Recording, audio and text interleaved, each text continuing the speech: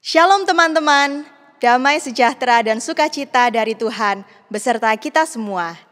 Mari kita berikan salam damai kepada orang-orang terkasih di sekeliling kita.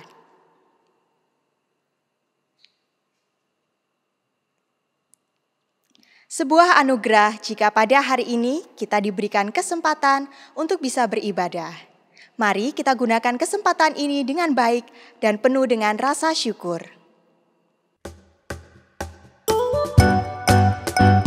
Bersama kita memuji Tuhan yang memberikan kita kehidupan, yang senantiasa hadir dan setia bagi saya dan teman-teman semua. Terpujilah nama Yesus, malaikat bersujud, sembahkan mahkota mulia, beri hormat padanya. Sembahkan mahkota mulia, beri hormat padanya.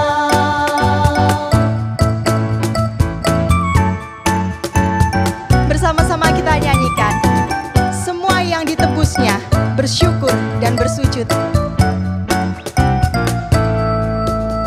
Semua yang ditebuskannya bersyukur bersujud, anugerahnya selamatkanku, beri hormat padanya. Anugerahnya selamatkanku, beri hormat padanya.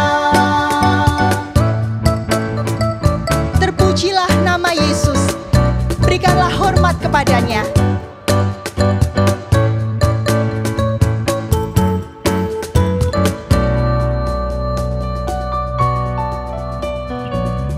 Terpujilah nama Yesus, berikan hormat kepadanya. Terpujilah nama Yesus, berikan hormat.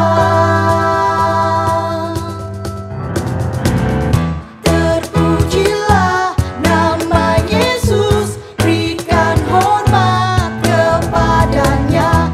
Terpujilah nama Yesus, berikan hormat. Bangsa-bangsa di dunia berimpun bersujud, pandanglah hormat mulianya, beri hormat padanya. Pandanglah hormat mulianya, beri hormat padanya.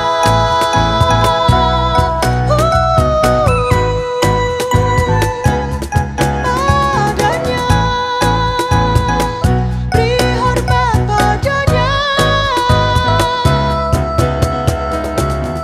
Terpujilah nama Yesus, berikan hormat kepadanya. Terpujilah nama Yesus, berikan hormat kepadanya. Kita semua mengamini bahwa penyertaan Tuhan ada bahkan sebelum kita lahir hingga saat ini. Dan rencananya untuk masa depan kita penuh dengan kedamaian. Dalam perjalanan hidup kita, ada waktu di mana kesetiaan kita pada Tuhan luntur. Ada waktu di mana kita mempertanyakan rencana Tuhan. Mari teman-teman, kita mengakui dosa kita di hadapan Tuhan. Dan sebelumnya, saya memberikan kesempatan untuk teman-teman bisa berdoa secara pribadi. Mari berdoa.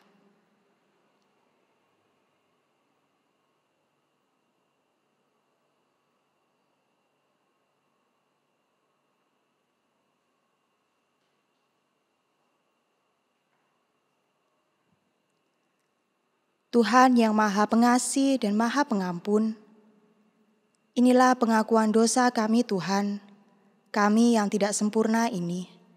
Namun ajarlah kami untuk tetap selalu belajar menjadi anak-anak yang taat, menjadi anak-anak yang percaya sepenuhnya padamu Tuhan, sehingga di setiap langkah kami seturut dengan kehendak-Mu. Terima kasih Tuhan. Inilah doa kami. Amin. Mari kita dengarkan berita anugerah dari Tuhan yang terambil dari Efesus 2 ayat 8-10. Sebab karena kasih karunia kamu diselamatkan oleh iman. Itu bukan hasil usahamu, tetapi pemberian Allah. Itu bukan hasil pekerjaanmu. Jangan ada orang yang memegahkan diri, karena kita ini buatan Allah, diciptakan dalam Kristus Yesus untuk melakukan pekerjaan baik yang dipersiapkan Allah sebelumnya. Ia mau supaya kita hidup di dalamnya. Demikianlah berita anugerah dari Tuhan. Berbahagialah setiap kita yang tidak hanya mendengar, namun hidup sesuai dengan firman-Nya.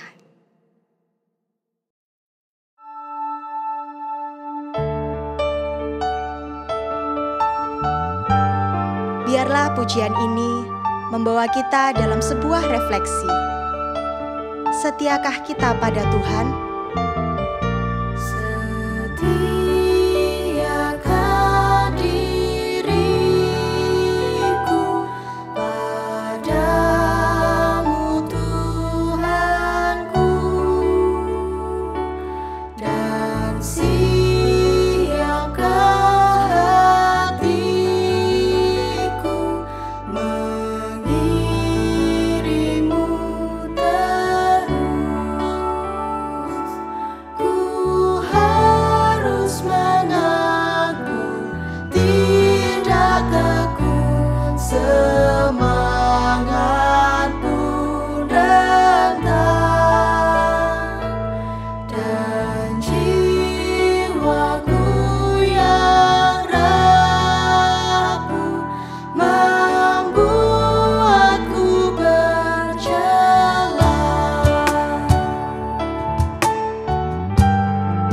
Meski letih lesu, tetap Engkau kuturut ya Tuhan. Menapak jalan Tuhan, meski letih lesu, tetap Engkau kuturut,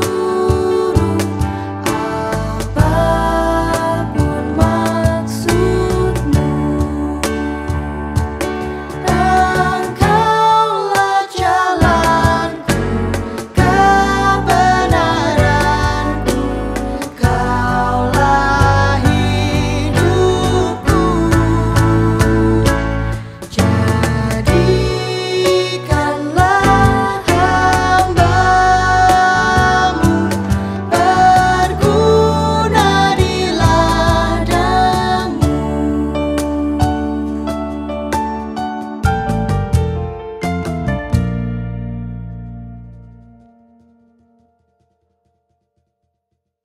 Mari kita satu di dalam doa.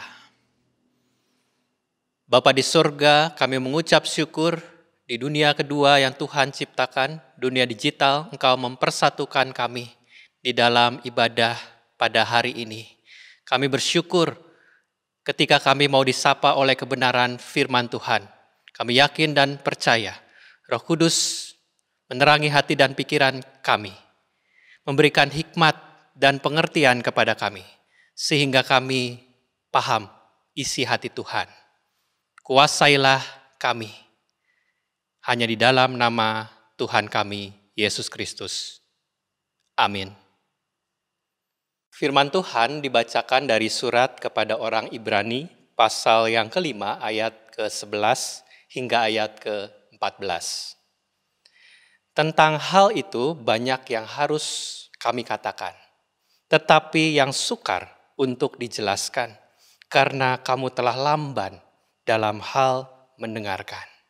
Sebab sekalipun kamu ditinjau dari sudut waktu, sudah seharusnya menjadi pengajar, kamu masih perlu lagi diajar asas-asas pokok dari penyataan Allah, dan kamu masih memerlukan susu, bukan makanan keras. Sebab barang siapa masih memerlukan susu, ia tidak memahami ajaran tentang kebenaran, sebab ia adalah anak kecil. Tetapi makanan keras adalah untuk orang-orang dewasa, yang karena mempunyai panca indera yang terlatih untuk membedakan yang baik daripada yang jahat. Demikianlah sabda Tuhan. Berbahagialah mereka yang menjadi pelaku seturut firman Tuhan. Haleluya.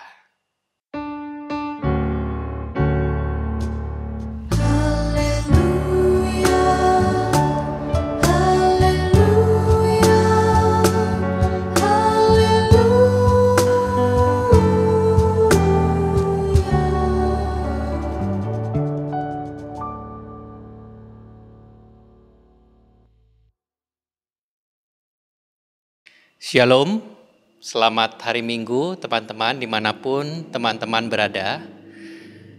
Hari ini kita akan membahas satu tema tentang faith development. Ada banyak orang beranggapan bahwa beriman itu untuk mendapatkan sesuatu. Aku imani di dalam nama Tuhan Yesus aku akan mendapatkan. Tak imani aku akan berhasil. Tak imani aku akan mencapai sesuatu. Tak imani Tuhan akan memberi. Dan semua itu dimensinya mendapat. Nah teman-teman, bukankah jenis beriman seperti ini bisa berujung pada hanya ingin menerima atau mendapatkan sesuatu? Padahal sesungguhnya beriman bukan hanya dalam rangka mendapat sesuatu, tetapi bertindak sesuatu. Bukan hanya dalam rangka menerima sesuatu, tetapi berbuat sesuatu, bahkan kehilangan sesuatu. Kita ambil contoh dari Ayub. Ayub beriman bukan dari apa yang dia dapatkan. Bahkan di dalam Ayub pasal 19 ayat ke-26 kita bisa baca, bahkan dikatakan sesudah kulit tubuhku sangat rusak, bahkan tanpa dagingku pun aku akan melihat Allah. Itulah iman Ayub. Abraham yang disebut bapa orang beriman. Ketika Abraham dipanggil oleh Allah, justru dia meninggalkan harta miliknya. Maka beriman, iman Abraham adalah iman yang kehilangan sesuatu. Namun terkadang iman seringkali dianggap sebagai doa yang dijawab Tuhan. Hidup yang dimudahkan. Segala keinginan-keinginan yang bisa diraih bersama Tuhan. Kok enak? Padahal kita yang banyak keinginan. Alih-alih kita ngomong, kita beriman. Padahal sebetulnya kita ini banyak keinginannya. Kemudian orang yang memperoleh berkat lebih dianggap memiliki iman yang besar. Sedangkan kalau keadaan hidupnya susah, sakit-sakitan, tidak punya pekerjaan, tidak punya keturunan, dianggap orang kurang beriman. Memang pada kenyataannya, keadaan seringkali disangkut pautkan atau dikaitkan dengan iman. Seperti apa yang kita baca di dalam Ibrani tadi, penulis Ibrani sangat menyayangkan keadaan iman dari penerima surat yang stagnan, bahkan cenderung menurun. Penurunannya itu jelas ditandai dengan ketidakantusiasan mereka mendengarkan kebenaran firman Tuhan. Di dalam Ibrani 5 ayat yang ke-11 dikatakan, tentang hal itu banyak yang harus kami katakan, tetapi yang sukar untuk dijelaskan karena kamu telah lamban dalam hal mendengarkan. Mereka lamban untuk mengerti dan memahami kebenaran firman Tuhan. Padahal mereka ini adalah orang-orang Kristen lama, namun saking lamanya keadaan itu membuat mereka menjadi lamban untuk bertumbuh, untuk menjadi dewasa. Lamanya waktu mereka menjadi pengikut Kristus tidak dibarengi dengan bertambahnya mereka tentang pemahaman akan firman Tuhan. Bahkan dikuatkan di ayat berikutnya, di ayat yang ke-12. Ketika ditinjau dari sudut waktu, sudah seharusnya mereka jadi pengajar. Bukan lagi yang diajar, bukan dari nol lagi. Keadaan tersebut membuat mereka masih memerlukan susu, bukan makanan keras. Padahal keadaan sejatinya tidak akan pernah menghancurkan iman kita. Tetapi justru keadaan itu mengungkapkan kualitas iman kita yang sebenarnya. Keadaan apapun juga sejatinya tidak akan pernah menyudutkan iman kita. Tetapi justru keadaan itu mengungkapkan kualitas iman kita yang sebenar-benarnya.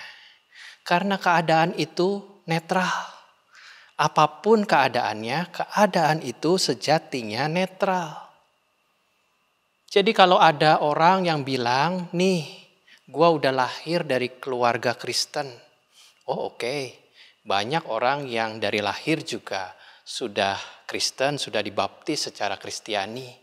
Namun kualitas imannya belum tentu sama. Banyak juga yang baru jadi Kristen setelah dewasa dan justru mereka menunjukkan kualitas iman yang lebih matang daripada mereka yang Kristen sejak lahir. Keadaan itu netral. Ada yang mengaku keadaan masa lalu saya sulit, miskin, susah. Makanya saat ini saya jadi orang yang keras kepala. Nanti dulu, dari keadaan yang sama bisa jadi juga muncul orang-orang yang tangguh, orang-orang yang sukses, padahal dulunya sama-sama dalam keadaan susah. Ada juga yang merasa saya loh dididik keras oleh orang tua saya, mendapat perlakuan yang keras, dipukul, ditampar, dibanding-bandingkan dengan saudara. Makanya saya saat ini jadi orang yang temperamental, yang pendendam, yang tidak percaya diri. Belum tentu. Bahkan dari keadaan yang sama, keadaan yang pahit itu juga, toh bisa juga muncul pribadi yang penyayang, yang lembut, yang penuh kasih. Keadaan dan pengalaman masa lalu, perasaan di dalamnya itu netral. Dari kemiskinan bisa muncul pribadi yang baik, dari kemiskinan yang sama bisa muncul orang-orang yang tidak baik. Dari pengalaman buruk bisa jadi muncul pribadi yang keras, tapi dari pengalaman yang sama bahkan lebih buruk dari yang dialami orang-orang yang lain bisa juga muncul pribadi yang lembut. Dari lamanya waktu menjadi Kristen bisa muncul orang yang lamban menerima firman sehingga membutuhkan makanan yang lembek. Dari waktu yang sama itu pula bisa muncul orang-orang yang dewasa di dalam iman yang terlatih untuk mengajar. Di ayat 14 dikatakan terlatih untuk membedakan yang baik daripada yang jahat. Dan percayalah bahwa dalam anugerah Tuhan, keadaan apapun juga bisa menumbuhkan iman kita, bisa mendewasakan iman kita. Baik atau buruknya keadaan itu. Teman-teman, dari pengalaman hidup saya hidup dan dibesarkan dari keluarga seorang guru. Papa saya adalah seorang guru dan keadaan itu sempat membuat saya kecewa pada Tuhan. Dulu buat saya jadi anak seorang guru itu tidak menyenangkan. Jadi sorotan. Apalagi kalau ada di sekolah yang sama di mana papa saya juga mengajar di situ. Serba salah. Kalau nilai ulangan jelek, ya anak guru kok nilai ulangannya jelek.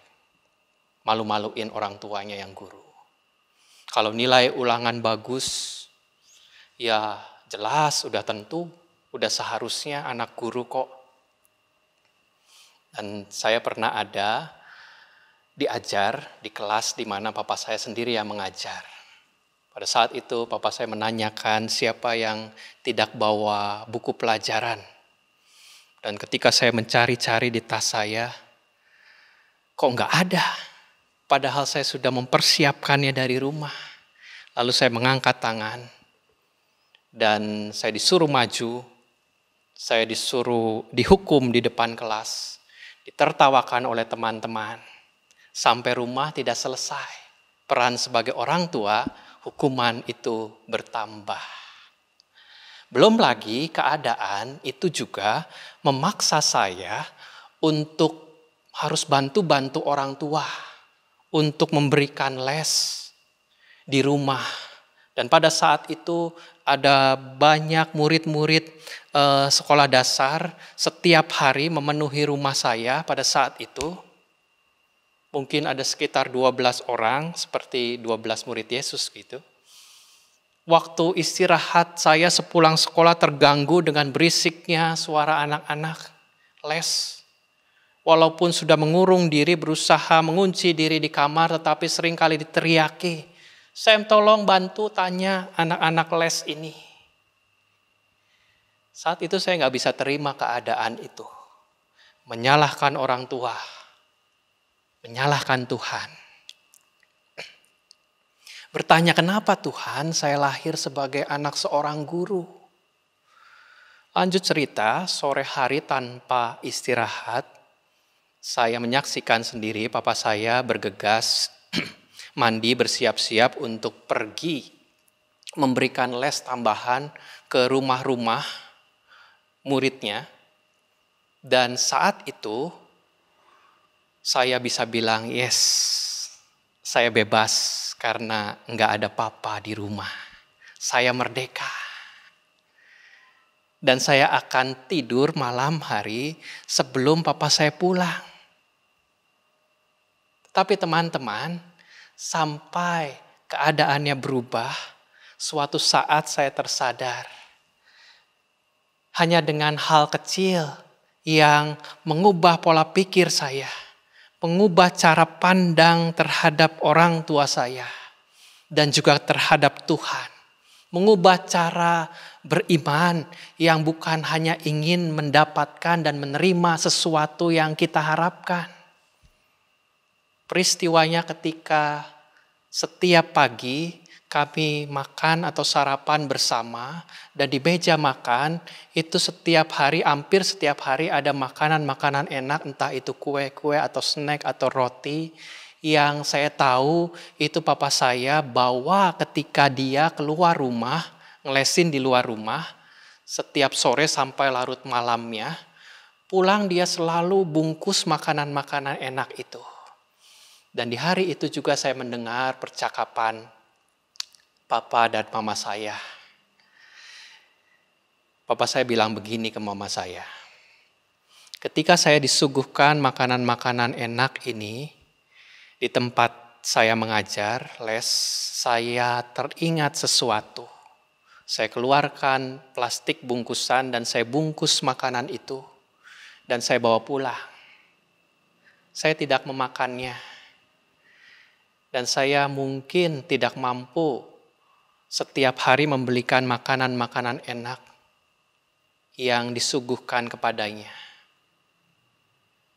tetapi cukup anak-anak saya yang bisa menikmatinya. Itu sudah membuat saya bahagia. Teman-teman, di situ saya tersadar bahwa Dia mengasihi dengan caranya. Melalui keadaan itu, cara pandang saya menjadi berubah. Cara saya melihat keadaan menjadi lebih positif. Cara melihat pemeliharaan Tuhan, kerohanian saya menjadi bertumbuh. Cara beriman saya melihat penyertaan Tuhan menjadi berbeda. Dan bukankah seringkali cara Tuhan mengasihi, menyapa, jauh berbeda dengan ekspektasi dan harapan kita. Membuat iman kita tidak bertumbuh karena terhimpit keadaan tadi. Karena terkungkung dengan perasaan-perasaan kita. Yang saya mau katakan di sini teman-teman bahwa iman yang berkualitas justru dapat bertumbuh dalam berbagai macam keadaan. Kerohanian kita bisa dewasa, apapun juga keadaannya, apapun juga perasaannya. Dan hidup beriman, kalau dikaitkan dengan keadaan, dengan perasaan, biasanya kadang naik turun. Kalau lagi sukacita, naik. Kalau lagi banyak masalah, menjadi turun, lesu.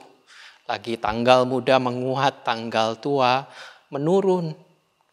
Baru dilantik jadi pengurus, semangat. Baru ikut KKR menjadi semangat. Setelah setahun, 2 tahun, apalagi ada masalah dengan sesama pengurus, jadi mundur pelayanan, bahkan menjauh dari Tuhan. Namun hari ini kita belajar, dari lamanya waktu kita mengikut Tuhan, kita belajar dari penerima surat di Ibrani dalam bacaan tadi. Dari pengalaman hidup yang kita alami, atau perasaan yang buruk sekalipun, bahkan mungkin di antara kita saat ini ada yang di dalam keadaan tidak baik secara ekonomi. Ada masalah di dalam keluarga, masalah relasi, atau apapun juga perasaan kita. Ingatlah bahwa keadaan itu tidak akan pernah menghancurkan iman kita. Namun keadaan itu bisa menunjukkan kualitas iman kita.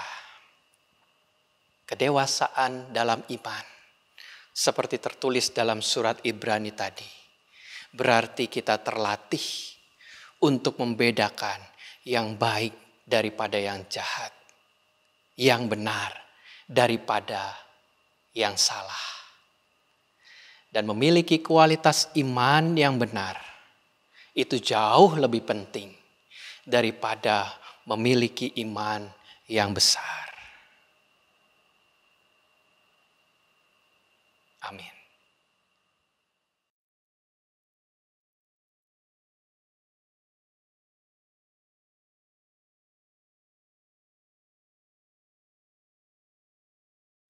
Mari kita mengikrarkan pengakuan iman seturut dengan pengakuan iman rasuli yang berbunyi, Aku percaya kepada Allah, Bapa yang Maha Kuasa, Khalik langit dan bumi, dan kepada Yesus Kristus, Anak yang tunggal Tuhan kita, yang dikandung daripada Roh Kudus, lahir dari anak darah Maria, yang menderita sengsara di bawah pemerintahan Pontius Pilatus, disalibkan, mati dan dikuburkan, turun ke dalam kerajaan maut. Pada hari yang ketiga, bangkit pula dari antara orang mati, naik ke sorga, duduk di sebelah kanan Allah, Bapa yang Maha Kuasa. Dan dari sana ia akan datang untuk menghakimi orang yang hidup dan yang mati. Aku percaya kepada Roh Kudus, gereja yang kudus dan am, persekutuan orang kudus, pengampunan dosa, kebangkitan orang mati, dan hidup yang kekal. Amin. Mari kita menaikkan syafaat kita. Bapa di sorga, kami berdoa bagi jemaat-Mu dimanapun berada. Kiranya seturut dengan firman-Mu, kami belajar untuk bertumbuh dan dewasa secara iman, percaya kami kepadamu. Apapun kondisinya, bahkan di tengah-tengah pandemi saat ini, dimanapun Tuhan tempatkan kami, apapun juga pergumulan kehidupan kami, kiranya kami boleh tetap bergantung dan bersandar sepenuhnya kepada Tuhan, dan Engkau mendapati kami tetap setia sampai pada akhirnya. Kami berdoa ya Tuhan, buat peran dan tugas tanggung jawab kami sebagai pelajar, sebagai pekerja, sebagai pelayan Tuhan di dalam memulai kegiatan kami, aktivitas perkuliahan online, sekolah online, bahkan pekerjaan kami yang harus menyesuaikan dengan kondisi dan situasi yang ada. Kiranya Tuhan memampukan kami, memberikan hikmat bahkan kreativitas kepada kami, untuk kami melakukan tugas dan tanggung jawab kami, seperti kami melakukannya hanya untuk Tuhan. Kami juga berdoa bagi orang-orang di luar sana yang sakit, yang berjuang untuk kesembuhan mereka, yang berjuang untuk usaha memenuhi kebutuhan hidup mereka. Kiranya Tuhan yang selalu ada, hadir mendampingi setiap mereka. Kami berdoa buat pemerintah, bangsa dan negara kami. Dengan segala kebijakan-kebijakan yang dibuat, kiranya hikmat Tuhan hadir di tengah-tengah dan di dalam setiap keputusan. Inilah doa dan permohonan kami yang kami panjatkan hanya di dalam nama Tuhan kami, Yesus Kristus, yang mengajar kami berdoa. Bapa kami yang di sorga, kuduskanlah namamu, datanglah kerajaanmu, jadilah kehendak-Mu di bumi seperti di sorga. Berikanlah kami pada hari ini makanan kami yang secukupnya, dan ampunilah kami akan kesalahan kami, seperti kami juga mengampuni orang yang bersalah kepada kami. Dan janganlah membawa kami ke dalam pencobaan, tetapi lepaskanlah kami daripada yang jahat. Karena Engkaulah yang punya kerajaan dan kuasa dan kemuliaan sampai selama-lamanya. Amin. Tiba saatnya bagi kita untuk memberikan persembahan. Adapun nas persembahan terambil dari Yakobus 2 ayat 18 yang berbunyi demikian. Tetapi mungkin ada orang berkata, padamu ada iman dan padaku ada perbuatan.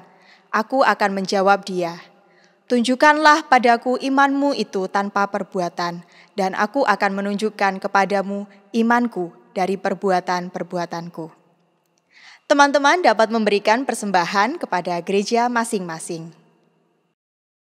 Mari kita membawa persembahan kita dalam doa.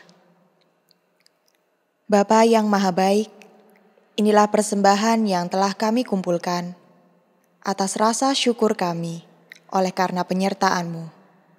Tuhan, terimalah persembahan kami, dan kiranya melalui persembahan ini ada semakin banyak jiwa-jiwa yang dilayani.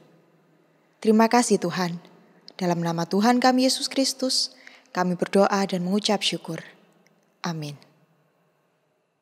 Hari ini kita telah belajar untuk selalu bertumbuh dalam iman. Kiranya dalam setiap pertumbuhan iman kita, kasih Yesus pun juga dapat terpancar melalui perkataan kita, perbuatan kita, dan tentunya pikiran kita. Tuhan sendirilah yang membangunkan iman kita, memulihkan hati-hati yang remuk, agar karya Tuhan dapat disaksikan dari kehidupan kita. Tuhan tolonglah bangunkan iman, pulihkanlah kasih yang remuk. Tuhan tolonglah bangunkan iman, pulihkanlah kasih yang remuk. Ubahlah hatiku, jamahlah diriku, biar di tangan-Mu bertentu. Tuhan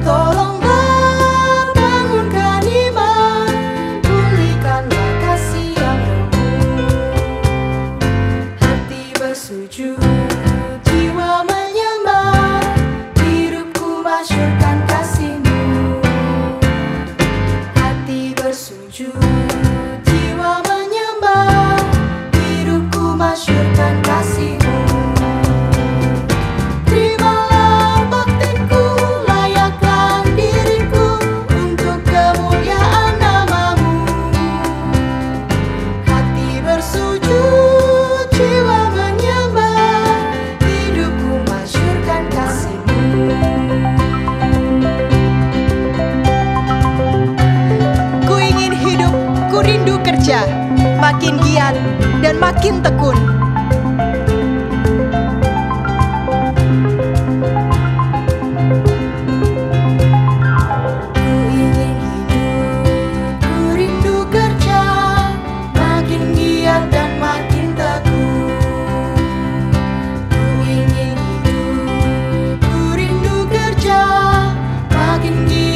Makin teguh, kuatkan batinku, hidupkan tekadku, menjadi bentara kasih-Mu. Ku ingin hidup, ku rindu kerja, makin giat dan makin teguh.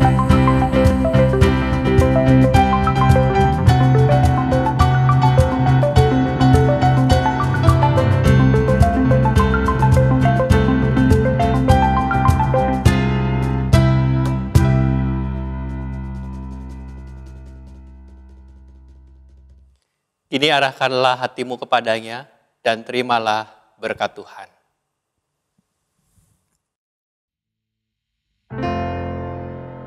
Kasih Tuhan mengiringimu dan sayapnya melindungimu. Tangan Tuhan pegang di dalam hidupmu. Majulah dalam terang kasih-Nya. Haleluya, haleluya, haleluya, amin. Di setiap kata dan karyaku, haleluya, amin. Haleluya, haleluya, haleluya, amin. Di setiap kata dan karyaku, haleluya, amin.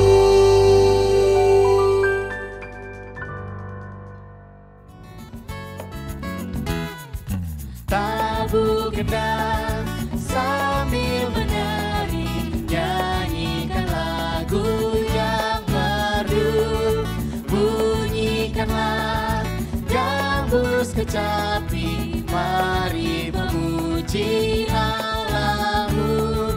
Karya besar yang agung benar telah dilakukannya terhadap umat-Nya.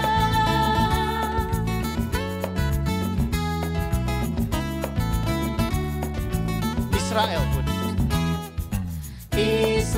pun atas berkat-Nya riang gembira bermazmur, ikut serta kita percaya dan kepada-Nya bersyukur. Tuhanlah baik, kasih-Nya ajaib kekal selamanya. Terpuji nama-Nya.